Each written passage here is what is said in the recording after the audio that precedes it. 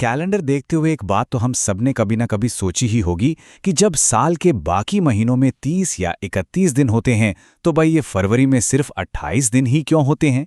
असल में ये कोई इत्तेफाक नहीं है, इसके पीछे एक बहुत ही दिलचस्प कहानी छिपी है। चलिए आज इसी रहस्य से पर्दा उठाते हैं। सवाल तो देखिए बिल्कुल सीधा है, लेकिन इसका जवाब हमें इतिहास में बहुत बहुत पीछे ले जाता है। आखिर फरवरी के साथ ही ऐसा क्यों हुआ? ये कोई अचानक लिया गया फैसला नहीं था, बल्कि इसकी जड़ें सदियों पुरानी हैं। तो इस पहेली को सुलझाने के लिए हमें सीधे चलना होगा प्राचीन रोमन साम्राज्य में, क्योंकि हमारे आज के कैलेंडर की जो नींव है ना, वो वही रखी गई थी। जरा सोचिए, रोम का जो सबसे पहला कैलेंडर था वो सिर्फ 10 महीनों का था, कुल मिलाकर बस 304 दिन। इसका सीधा मतलब था कि ये कैलेंडर मौसम के साथ तो बिल्कुल भी मेल नहीं खाता था, और सर्दियों का एक पूरा का पूरा दौर वो तो बिना गिनती के ही निकल जाता था। सोचिए, त्योहार, फसलें, सब कुछ गड़बड़। तो इस पूरी गड़बड़ी को ठीक करने के लिए सामने आए राजा नूमा पोम्पिलियस। उन्होंने फैसला किया कि कैलेंडर में सुधार किया जाए। उन्होंने कोशिश की कि कैलेंडर को साल के 12 चंद्र चक्रों यानी लूनर साइकिल्स के साथ जोड़ा जाए। तो नूमा के सुधार के बाद क्या हुआ? कैलेंडर में 2 नए महीने जोड़ दिए गए, जनवरी और फरवरी, और इन महीनों को साल के आखिर में रखा गया ताकि वो जो बिना गिनती वाला सर्दियों का समय था ना, उसे भी कैलेंडर में शामिल किया जा सके। और अब आता है कहानी का सबसे मजेदार मोड़। ये तो तय हो गया कि महीने 12 होंगे, पर किस महीने में कितने दिन होंगे, इस फैसले पर विज्ञान से ज्यादा एक अंधविश्वास का असर पड़ा। बात यह थी कि प्राचीन रोमनों का मानना था कि सम संख्याएं यानी कि इवन नंबर्स अशुभ होती हैं।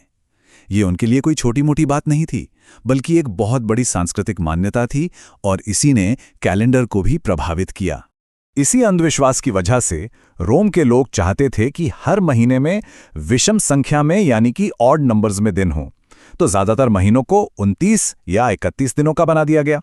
लेकिन जब साल के कुल दिनों का हिसाब किताब लगाया गया तो एक महीने को तो अशुभ सम संख्या यानी इवन नंबर देना ही पड़ा। अब सवाल था कि ये अशुभ महीना कौन सा हो, क्योंकि फरवरी को साल का आखिरी महीना माना जाता था और सर्दियों की वजह से कम जरूरी समझा जाता था, इसलिए बलि का बकरा फरवरी को ही बनाया गया, और इस तरह फरवरी को मिले सिर्फ 28 दिन।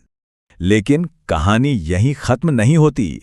कैलेंडर में एक और बहुत बड़ा सुधार होना बाकी था, और इसे अंजाम दिया इतिहास के एक बहुत बड़े, बहुत ही जाने-माने शासक ने। जूलियस सीजर ने यह महसूस किया कि ये जो चंद्र कैलेंडर है ये अभी भी पूरी तरह से सटीक नहीं है, तो उन्होंने जूलियन कैलेंडर की शुरुआत की। ये कैलेंडर चंद्रमा के बजाय सूर्य के चक्र पर आधारित था, और इसमें एक साल पूरे 365 दिनों का होता था। असल में सौर वर्ष लगभग 365.25 दिनों का होता है, तो वो जो चौथाई दिन बच जाता था उसका हिसाब रखने के लिए सीजर ने लीप ईयर का कॉन्सेप्ट शुरू किया। इसमें हर 4 साल में कैलेंडर में एक एक्स्ट्रा दिन जोड़ दिया जाता है। और ये एक्स्ट्रा दिन किस महीने को दिया गया होगा? जी हाँ, बिल्कुल सही, फरवरी को ही। शायद इसलिए क्योंकि वो पहले से ही सबसे छोटा महीना था, तो लीप ईयर में फरवरी 29 दिनों का हो जाता है। प्राचीन रोम में हुए इन सुधारों ने उस कैलेंडर की नींव रख दी जिसे आज हम सब इस्तेमाल करते हैं। लेकिन इसमें एक आखिरी छोटा सा सुधार और किया गया था। तो ये रही पूरी कहानी एक नज़र में।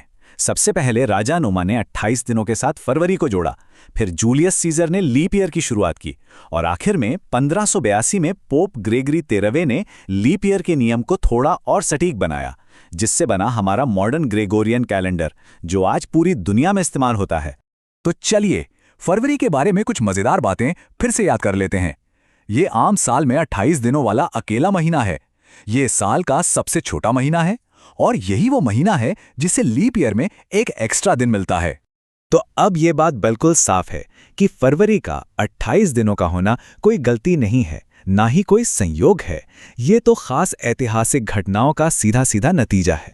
ये सब शुरू हुआ एक अधूरे 10 महीने के कैलेंडर से, फिर इसे एक अंधविश्वास ने आकार दिया, और आखिर में राजाओं और सम्राटों के हिसाब किताब ने इसे वो रूप दिया जो आज हमारे सामने है। ये सोचना वाकई कितना दिलचस्प है ना, कि एक प्राचीन अंधविश्वास आज भी हमारी जिंदगी और हमारे कैलेंडरों को आकार दे रहा है। अतीत की ऐसी और कौन-कौन सी गूंज हैं जिसे हम अपनी रोजमर्रा की जिंदगी में शायद नोटिस ही नहीं कर पाते।